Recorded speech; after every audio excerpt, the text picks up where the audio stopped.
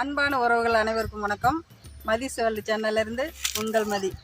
இன்றைக்கி என்ன சமைக்க போகிறோன்னு பார்த்தீங்கன்னா, மருத்துவ குணமிக்க புளிச்சக்கீரை தான் சமைக்க போகிறோம். எப்படி சமைக்கலாம் அப்படிங்கிறத வீடியோக்குள்ளே போய் பார்க்கலாம் வாங்க. அதுக்கு முன்னாடி மாட்டுக்கு தட்டை அறுத்துக்கிட்டு இருக்கிறேங்க. நான் அக்கா 2 பேரும் தட்டை அறுத்துக்கிட்டு இருக்கோம். மாட்டுக்கு பசிக்கும் இல்லைங்களா, அதுக்கு ஃபஸ்ட்டு சாப்பாடு போட்டு அதுக்கப்புறம் வந்துட்டு சமைச்சு சாப்பிட்டுட்டு டேஸ்ட் எப்படி இருக்குது என்னங்கிறத சொல்கிறேன். ரசிப்போம், சுவைப்போம், வாங்க வீடியோக்குள்ளே போகலாம்.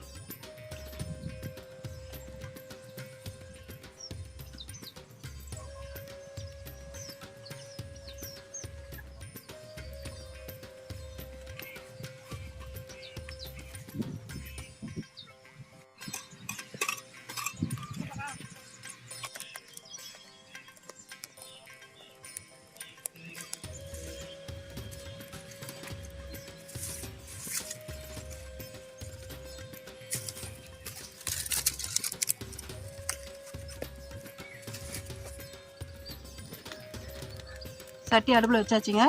தண்ணி வந்து ஒரு அரை சொம்பு தண்ணி மட்டும் ஊற்றி வைக்கலாம். கீரை வேகிறதுக்கு கொஞ்சம் தண்ணி கொதிக்கிட்டுன்னு கீரை போட்டுக்கலாம்.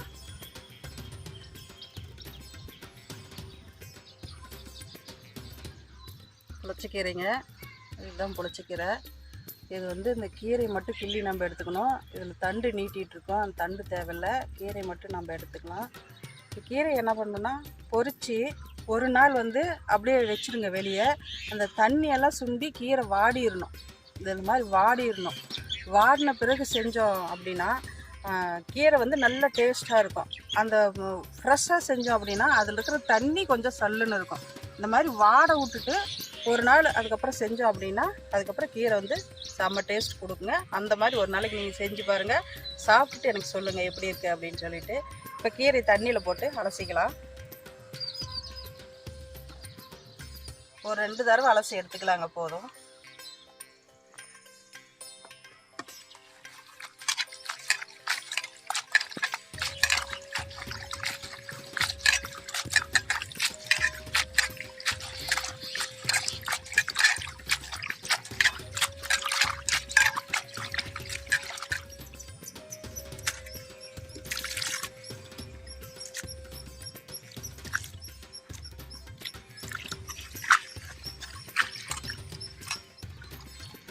கீரை அலசிட்டோம்னா எப்பயுமே கீரை வந்து இப்படி தண்ணி வடிகட்டக்கூடாது. இப்படி நம்ம அள்ளி மேலே கீரை அரைச்சி அள்ளி தட்டில் தான் வச்சுக்கணும். அப்படியே வடிகட்டணும் அப்படின்னா அடியில் வந்து மண் கீரையோடவே நின்று போயிடும்.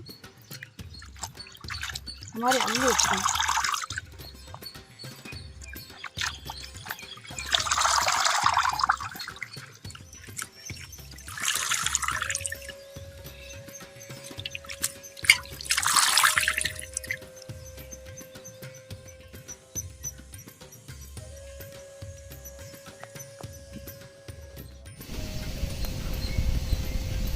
தண்ணி கொதிச்சிச்சான்னு பார்க்கலாங்க. அப்படி கொதி வருது, கீரை போட்டுக்கலாம்.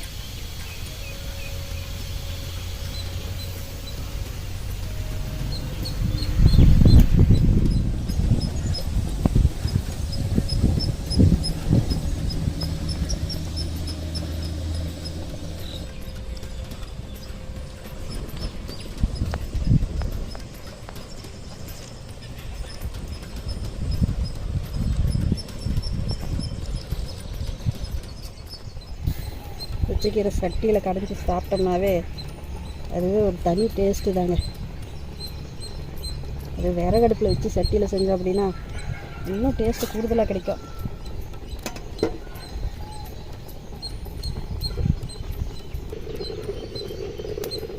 கீரை சட்டி நிறையா இருக்குதுன்னு நினைக்காதீங்க. வேக வேக வேக உள்ளே போயிடும், கொஞ்சமாக வந்துடும். அதுக்கப்புறம் கீரை பார்க்குறதுக்கு தான் இவ்வளோ இருக்குது. எந்த வாட்டி காமிக்கிறேன் பாருங்கள் எவ்வளோ கீரை இருக்குன்னு.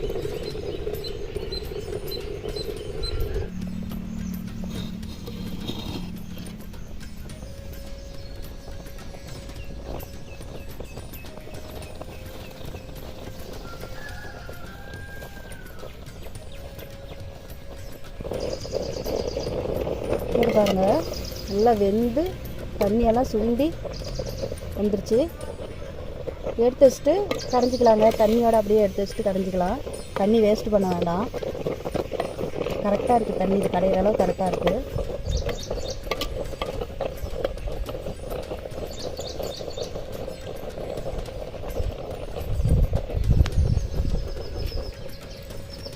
கீரை எடுத்து வேறு பாத்திரத்தில் ஊற்றிக்கிட்டு இதில் தாளித்து விட்டுலாங்க.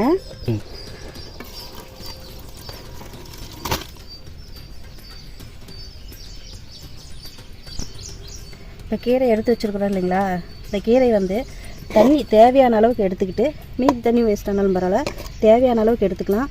ஆனால் இதில் வந்து தண்ணி ஊற்றி கழுவிட்டு அதுக்கப்புறம் அந்த கீரை போடுவாங்க. அப்படி போடக்கூடாது. ஏன்னா இதில் வளவளப்பு இருக்குன்னு சொல்லிட்டு தண்ணி ஊற்றி கழுவிடுவாங்க. அப்படி கழுவாமல் அப்படியே வெந்த கீரையை அப்படியே போட்டு கடையணும். அதுதான் நமக்கு உடம்புக்கு ரொம்ப நல்லது, மூட்டு வலிக்கு ரொம்ப ரொம்ப நல்லது. சட்டி அடுப்பில் வச்சுக்கலாங்க. நல்லெண்ணெய் ஒரு 100 மில்லி ஊற்றிக்கலாங்க. நல்லெண்ணெய் ஊற்றிக்கலாம். நல்லெண்ணெய் தான் கீரைக்கு நல்லாயிருக்கும். ஒரு 100 மில்லி ஊற்றிக்கலாம்.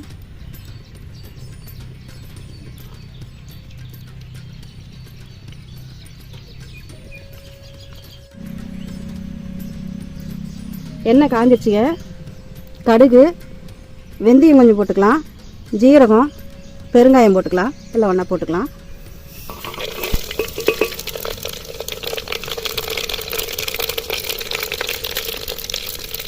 பூண்டு வச்சுருக்குறேங்க, முழுசாக தான் போட்டிருக்கேன். பூண்டு இது போட்டுக்கலாம்.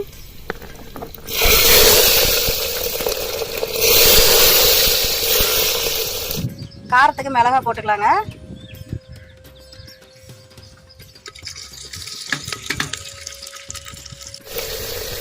தக்காளி வந்து கையிலே கிள்ளி போட்டுக்கலாங்க.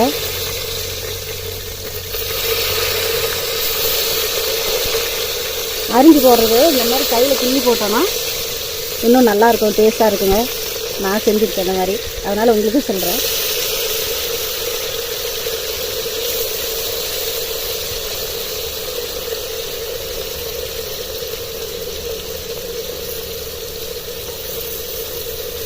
மூணு தக்காளி போட்டிருக்கிறேங்க.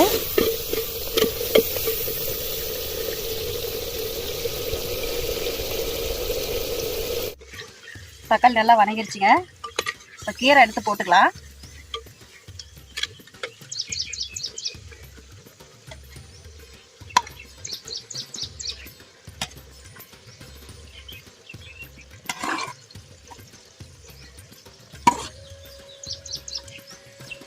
எல்லாம் போட்டாங்க, இல்லை வெங்காயம் போட காணோம் அப்படின்னு பார்க்குறீங்களா? ரெடி பண்ணி வச்சுருக்கேங்க. சொல்கிறவங்களுக்கு வெங்காயம், சின்ன வெங்காயம் அப்படியே முழுசாக கீரையில் போட்டு கடைஞ்சோம் அப்படின்னா நல்லா இருக்குங்க. நான் பெரிய வெங்காயம் போடல, இதுக்கு சின்ன வெங்காயம் தான் போடுறேன். போட்டு ஒரு 5 நிமிஷங்க, 5 நிமிஷம் வெந்தால் போதும். இறக்கி வச்சு கடைஞ்சிக்கலாம்.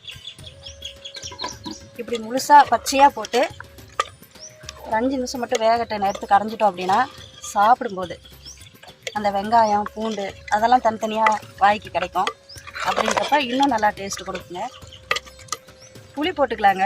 புளி எதுக்கு போடுறோம் அப்படின்னா அந்த புளிச்சக்கீரையில் இருந்த புளிப்பை நமக்கு இன்னும் கொஞ்சம் என்ஹான்ஸ் பண்ணி காட்டும், சுவை கொடுக்கும். அதனால் இந்த கொஞ்சமாக புளி மட்டும் போட்டுக்கலாம். இது நல்லா வெந்துக்குச்சு அப்படின்னா நல்லா கடை விட்டுரும், கடைஞ்சிரும். நல்லா போட்டு கலரிட்டு ஒரு 5 நிமிஷம் அப்படியே தட்டு வச்சு மூடி வச்சிடலாங்க.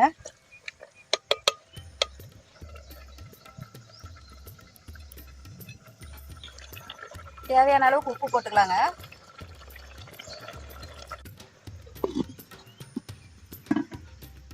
வெங்காயம் போட்டு 5 நிமிஷம் ஆயிடுச்சுங்க. வெங்காயம் பார்த்தீங்களா நல்லா வெந்துடுச்சு பாருங்க. நல்லா இந்த மாதிரி வெந்திருக்கும் வெங்காயம். சாப்பிடும்போது நல்லா டேஸ்ட்டாக இருக்குங்க. எடுத்து வச்சு கரைஞ்சிக்கலாம்.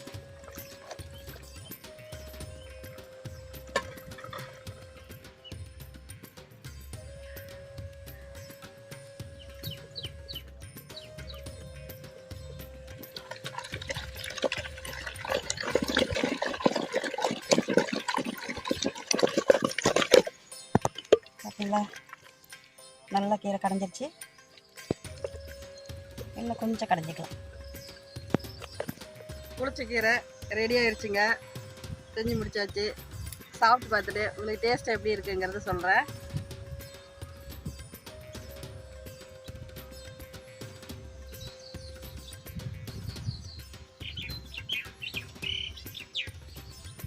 செம்ம டேஸ்ட்டாக இருக்குங்க.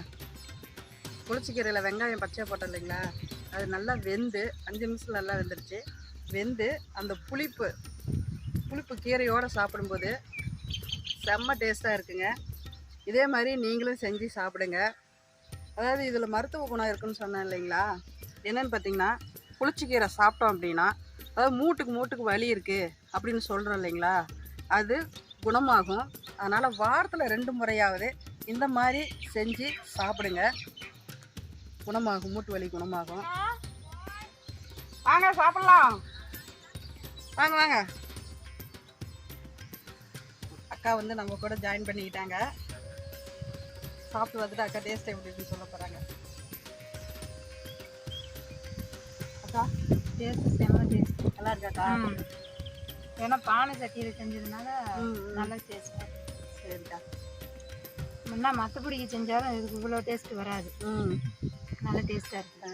இந்த வெங்காயம் எல்லாம் போட்டுக்கிறோம் இல்லைங்களா, முழுசா வெங்காயம் வரமிளகா எல்லாம் போடுறதும் நல்லா டேஸ்ட்டு.